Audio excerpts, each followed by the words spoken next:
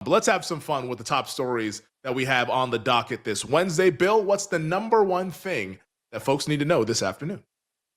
Well, Femi, you'll be shocked to know we are going to start in the National Football League because Michael Penix has struggled the last two games. He's averaging just 150 yards passing, completing less than 60% of his passes, no touchdowns, 2 interceptions. It has not been good for Penix. Now, Falcons head coach Raheem Morris was asked about the status of Penix as the team's starter and if they might consider pivoting to Kirk Cousins, and Morris pretty much snapped back. I mean, Kirk, lost his job last year, but we're not even close to that moment with Mike. Mike had a bad game. We had a bad day as a team, and it's easy for everybody to pile on, particularly like I told you, the head coach, the coordinator, obviously the quarterback, first in line for the wounds, right? And he's just in line right now. He had a bad game. He'll bounce back. A lot of confidence he'll bounce back, and I can't wait to watch practice today.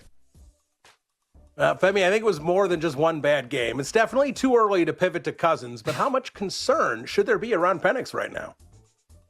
I think on a scale of 1 to 10, 10 being like, oh my goodness, this is DEFCON 1, we need to be very, very concerned and maybe look at another quarterback, 1 being not concerned whatsoever, I would put it at like a 5. I think we're right in the middle because it's early on in his career. Like that was his 6th start. And oh, by the way, one of the reasons why we did not like Atlanta in Survivor when we were doing our Survivor discussion last week, it's like, division road game, 6th start, not really my vibe. I thought the Falcons would win, but I thought it might just be a little bit nervy. I didn't think it was gonna be that. Where you lose 30-0. And I think why I'm up to a level of 5 as opposed to being like, it's one bad game, which is the tone that head coach Raheem Morris is taking. Like when you factor in the competition, like man, I get it. You've only started 6 games, but man, 0 points against the Carolina Panthers. Come on. This is not the Carolina Panthers of like John Fox's days when they're going to the Super Bowl, whatever, with Julius Peppers and Mike Rucker and Brenston Buckner and that defensive line. This ain't that Carolina Panthers. This ain't the Carolina Panthers from the Cam Newton and Ron Rivera days with Luke Kuechly and those guys. Like this is the Carolina Panthers where they have no good defensive players outside of Derek Brown and J.C. Horn. Like that's it. That's all they got. And they couldn't score a point. That is concerning. And will Michael Penix Jr. be better? Will he bounce back? I hope so. Because it's not that hard to bounce back after what we saw last week. Like that was a really, really bad game. And now they're at home taking on a Washington team that I'm not that high on. And the point spread is like around to pick 'em. Some places have Washington favored. Some places have Atlanta favored. So like we're kind of hanging around to pick 'em. It's a coin flip contest. Like I would expect it to be much, much better back indoors. Friendly confines, don't have to deal with crowd noise, not a division opponent. I would think that this is going to be better. But that's not the only concern with this game, just the Michael Penix Jr. side of it. Jaden Daniels, he's going to be limited at practice today. We're wondering what's happening with his knee injury. He says he feels good, but it's all up to the doctors. So as of right now, I don't know if we're going to learn anything on Jaden Daniels until maybe tomorrow or Friday. But with this game having so much uncertainty, the Daniels injuries, what are the Atlanta Falcons exactly? Are they more like the team that we saw in week 2? Are they more like the team that we saw in week 3? The truth is probably in the middle somewhere. But I think right now this is a complete stay away, this Commanders-Falcons game on Sunday. For those who have strong convictions, Godspeed, because right now, I think there's just way too much that's up in the air for me to pound the table for either side. Bill, hit me with the next one. Well, Femi, you mentioned that Chiefs-Ravens game a little bit last segment, and the Chiefs here might be trending towards some good news. Xavier Worthy was back at practice in some capacity, and it looks hopeful that he would be back against Baltimore. Now, nothing's confirmed at this point, Femi. Chiefs are calling him day-to-day, but getting Worthy on the field would be obviously a big boost for the Kansas City offense. They desperately need this. They need Worthy back there. He is the field stretcher. He is the guy that can threaten the third level of the defense. And they don't have anyone like that. I mean, you could point to Tyquan Thornton. Ain't nobody scared about no damn Tyquan Thornton. I apologize to his friends and family who might be listening, but we're just being honest. Nobody's driving to the stadium being like, oh man, how are we going to cover Tyquan Thornton? That's just not a thing. I'm not even sure they say that about Xavier Worthy, to be quite honest, but at least Xavier Worthy is the fastest person in the NFL. And if Mahomes, who said he's been working on his deep ball, I'm assuming a lot of that rapport has been done with Xavier Worthy, maybe the deep ball can get back into the equation for the Kansas City Chiefs because it hasn't been in 3 years. They need a field stretcher, especially when you look at how defenses are kind of playing them. They're just saying, all right, we're going to go man-to-man. You guys beat us. and you have a tight end in Travis Kelce who's long in the tooth. He's not really running away from any linebackers or safeties. And you got Hollywood Brown. You never know which side of the day that he's going to show up on. Like whether it's good Hollywood Brown or if he turns into the bad Hollywood Brown, nobody knows with him. Like, there's just not really the weaponry that is required to compete in these kinds of games. But that might help if Xavier Worthy is back out there. Because if they do have Worthy, this is a Baltimore defense that you can exploit.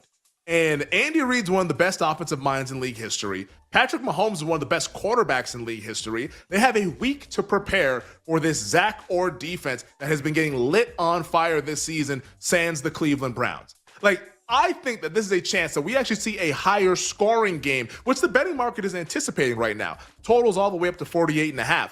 I think that if anything, if I had to bet this game, it would be on the Chiefs, like a small bet on Kansas City, unless we get to 3, or maybe it's just the over, because I think Baltimore's offense will have success against this Kansas City defense. And I do think this has the potential, being at home, being a must-win, not a must-win game, but like a kind of a gotta-have-it game. I think you're going to see the very best of what the Chiefs have to offer, at least this version of the Kansas City Chiefs. Is it good enough? We'll find out Sunday. But I think you'll see a little bit more scoring in this game than we've seen in prior Chiefs games so far this season. Bill, hit me with the next one.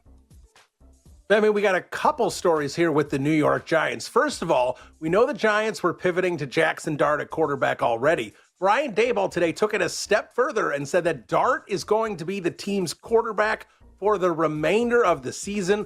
Russell Wilson has officially been demoted to QB2, so this is not Dart for a couple games and see how he does. They have made a full pivot to the rookie. Also of notes around Dart is Malik Neighbors, who did not practice today due to a back injury. Injury right now isn't considered serious, could be just more of a rest issue, but obviously not something you can ignore, Femi, if you're looking to bet on Dart or the Giants this coming Sunday. Yeah, I love that he comes out and says, hey, Dart's our guy the rest of the way. Who else would it be? Who else would we? Are we going to Jameis? Is that the next lever that we're going to pull to try to save the job? Like, we all know it's going to be Jaxson Dart, and it should be Jaxson Dart. It should have been Jaxson Dart week 1, and we outlined that yesterday. But yeah, Brian Daboll makes a whole lot of sense. Now, if Jaxson Dart's going to be out there without one of his best players, I mean, that starts to be a little bit problematic. And I don't think that's what's going to happen. This, to me, feels more like a maintenance situation. And I know Malik Neighbors spoke with the media earlier this afternoon. He didn't seem like he was too concerned about the back injury either. And he even said, hey, like, they asked him, like, why do you think they made the quarterback change? He says, so they can get one the ball. Referring to himself. Like, and it's true. Like, you got to get that guy the football. He is as dynamic a wide receiver that we have in the NFL. Just happens to be surrounded by garbage. That's just kind of how it goes right now for Malik Neighbors. But I could see this going one of two ways, which I think most games can go that way. But this one in particular feels like the high volatile outcomes are on the table. Like, would it stun anybody if the Giants actually won this game? I don't think you can be stunned when a team makes a quarterback change. And that throws everything out the window. It also wouldn't stun me if the Chargers go in there and win like 31-0.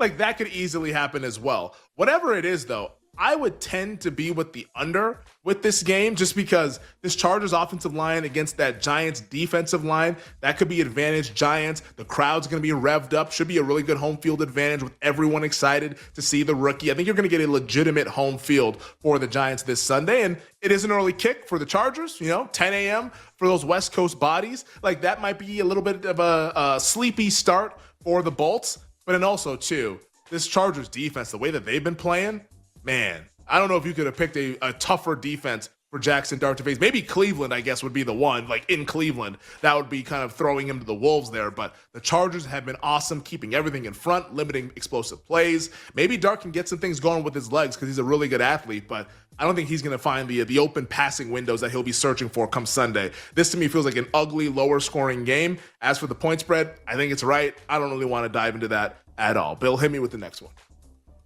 I mean, the Indianapolis Colts are without a doubt the biggest surprise team in the NFL at this point in the season, but they might be missing a couple key players as they travel to LA to take on the Rams. First of all, wide receiver Alec Pierce is in concussion protocol. The Colts said they're just going to put him through the protocols and see when he's going to be ready to get back on the field, so no real update there at this point. And nickelback Kenny Moore is dealing with a calf injury. Now, it's been reported that he might be out a couple of weeks, but head coach Shane Steichen says the injury isn't significant, but they are still working through the injury. Not sure what his status is yet for Sunday. So, Femi, a couple key players that we got to keep an eye on for Sunday's big matchup with the Rams.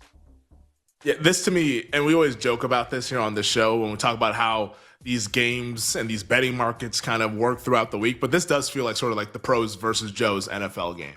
And I feel like a lot of the recreational bettors are going to want to back Indianapolis with the points and say, hey, I'm getting this explosive offense plus 3.5. This seems like a good idea, which is funny because last week, everybody wanted to bet the Rams. And I think this week, everyone's going to want to bet against the Rams. And I think you're going to see some of that professional money that's kind of lying in wait. I'm hoping that they're lying in wait because let's see if we can get this thing down to 3. But I think there's going to be that professional money that has an appetite for the Rams at home in a nice bounce back spot against this Colts team. Like, this is a very good litmus test for Indianapolis. Like, let's see how good this team really is. Because I'll say right now, like, I'm a little bit skeptical, but even being somewhat skeptical, I was wrong about Indianapolis this season.